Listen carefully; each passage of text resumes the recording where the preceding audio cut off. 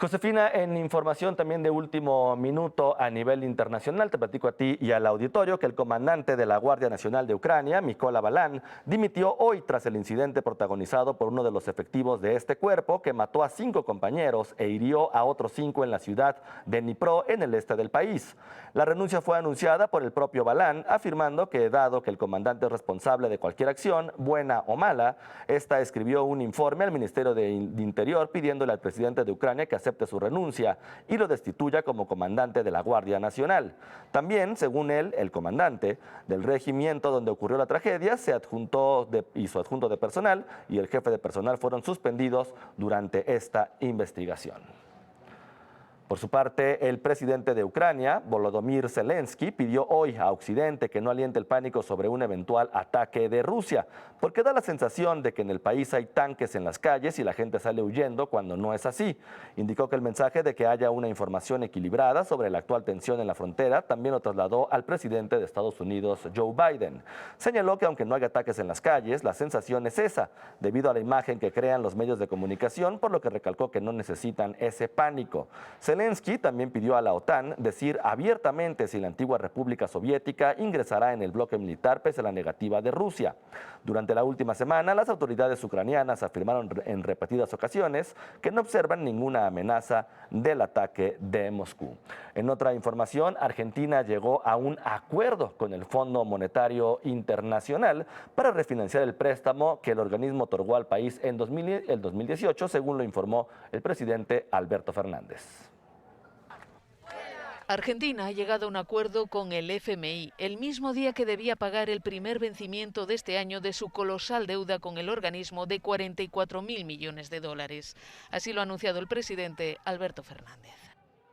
Quiero anunciarles que el gobierno de la Argentina ha llegado a un acuerdo con el Fondo Monetario Internacional.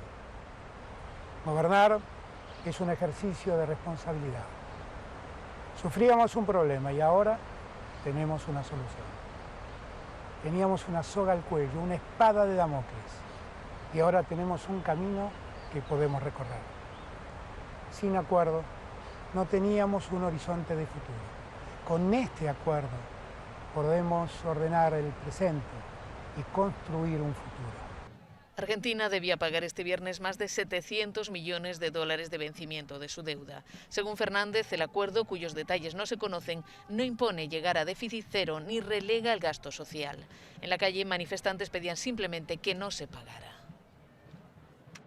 Nunca las medidas, el monitoreo del Fondo Monetario Internacional para garantizar el pago de la deuda ha traído soluciones positivas para las mayorías. Por eso creemos que hay que cortar claramente con esta política, romper con el FMI y desconocer esta deuda que... Durante los últimos 3 meses, las negociaciones han sido intensas con el FMI, marcadas por la necesidad del gobierno argentino de extender los pagos en un complicado escenario económico en el país.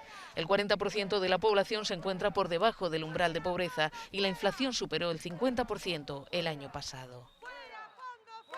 Porque el ajuste ya se está realizando, porque el gobierno tiene una política de ajuste y de concentrar los recursos en función del pago de la deuda, que nos viene golpeando duramente y ha significado un salario muy por debajo de la canasta familiar, hasta inclusive salarios por debajo de la canasta de indigencia.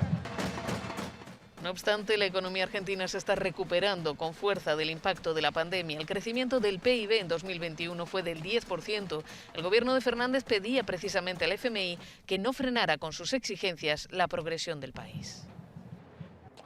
Cientos de vehículos se dirigen a Ottawa, la capital de Canadá, para protestar contra las nuevas medidas gubernamentales de exigir la vacunación contra la COVID-19 a los camioneros que cruzan la frontera con Estados Unidos.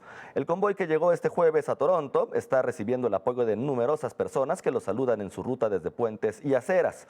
Algunos diputados del opositor Partido Conservador de Canadá han expresado igualmente su apoyo a la protesta y calificado al primer ministro canadiense, Justin Trudeau, de una amenaza a la libertad.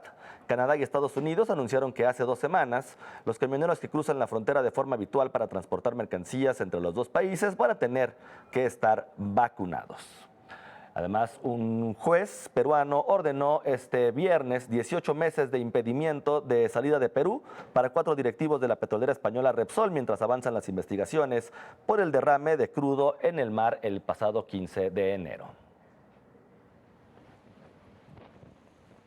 La justicia peruana prohibió el viernes salir del país a 4 directivos de la petrolera española Repsol, mientras avanzan las investigaciones por el derrame de crudo en el mar del 15 de enero. La medida será efectiva por 18 meses y apunta al presidente de la filial de Repsol en Perú, el español Jaime Fernández Cuesta Luca de Tena, así como a los peruanos Renzo Alejandro Tejada Mackenzie, jefe del Terminal Marítimo 2 de la refinería La Pampilla, Gisela Cecilia Posadas Young, gerente de Calidad y Medio Ambiente, y José Gregorio Reyes Ruiz, gerente de Seguridad.